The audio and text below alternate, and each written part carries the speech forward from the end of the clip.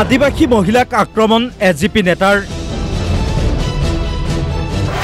মহিলাৰ কাপড় ফালি চুলিত ধৰি নিৰ্মম প্ৰহাৰ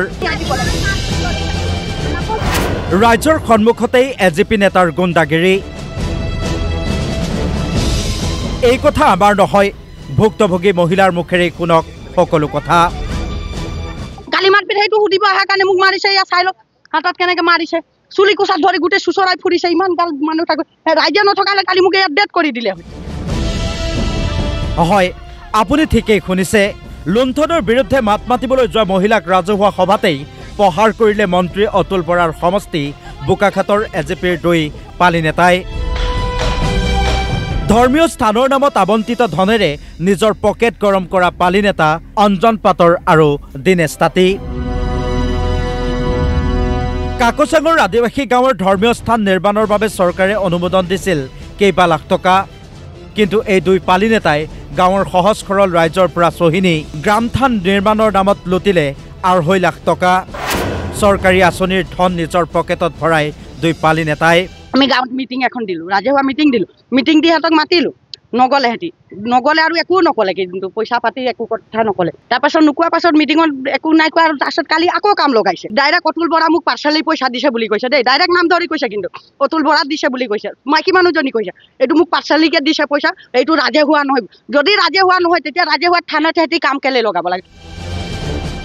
যেতিয়াই কাকচাংবাসীৰ এই কথা দৃষ্টিগোচৰ হ'ল তেতিয়াই ৰাইজে ৰাজহুৱা সভা পাতি দুই অগপৰ পালি নেতাক মাতিলে সভালৈ কিন্তু সভাত উপস্থিত নথকাত অগপৰ নেতাক যেতিয়াই চৰকাৰী ধনৰ বিষয়ে সুধিলে ৰাইজে তেতিয়াই দুই অগপ নেতাই মহিলাক আক্ৰমণ কৰে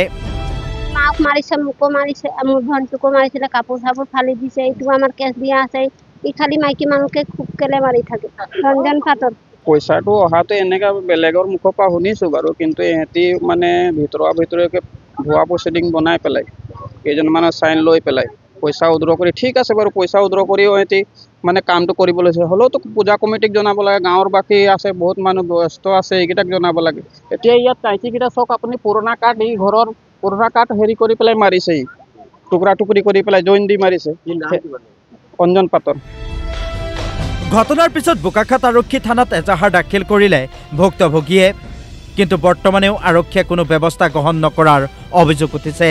পুলিচত কেছ দিছোঁ পুলিচে আজিলৈকে এতিয়ালৈকে অহা নাই কালি 12টা ৰাতিলৈকে আছোঁ আমি থানাত গোটেই ৰাইজে 4 গাড়ী মানুহ গৈ থানাত আছোঁ 12টা বজা ৰাতিলৈকে ভোকত পিয়াছত ৰৈ আছে এতিয়া এৰেষ্ট কৰিম তাক এতিয়া এৰেষ্ট কৰিম এতিয়া যাম কিন্তু এতিয়া 12টা বাজি 1টা বাজিবলৈ হৈছে কিন্তু পুলিচে অহা নাই পুলিচে কি কৰি আছে আমাক কেলে ন্যায় দিব পৰা নাই